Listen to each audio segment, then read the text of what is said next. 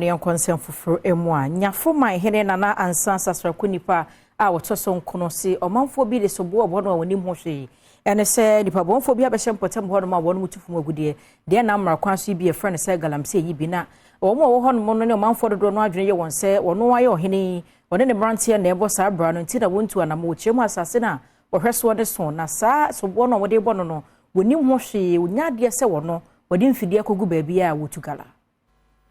Nana ansa sasrako nipa wotoso nan eye Nyafomahene na wokyeremu a kwanbone amanfo nam so etufo magudie ewo krom honom no enya de se woka ho bi wokyeremu a ensase eka bebro ha miensa na ehye nase na nya de se obetimi ahwe ni nyina so ne senti se nipa bonefo bi tabaabi na se wotufo magudie ewo sansase so a enya de se obehunu wonom ya wodi twa ato se wono de woma obi a concession ne mum Minerals Commission ene wo sa atumi no Dear me person me catch the one say.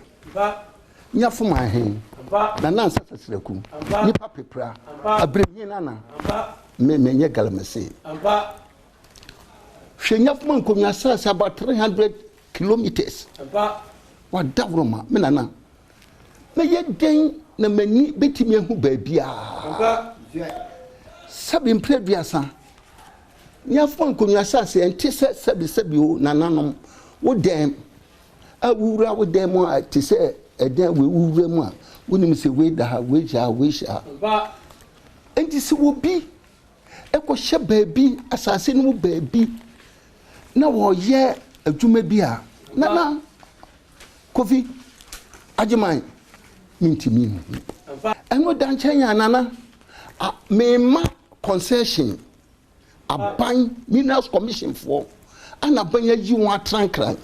Osan ebo manfo nyina akoko se ema obi amfa nanim enye form esan se wonye odi kuro ne mum wo ye Omahene a wotena apakan mu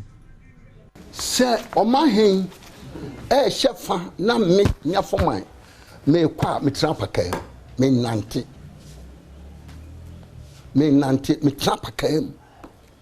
enti menye odi kuro se de abrantie bi ebegina your friend is saying TV so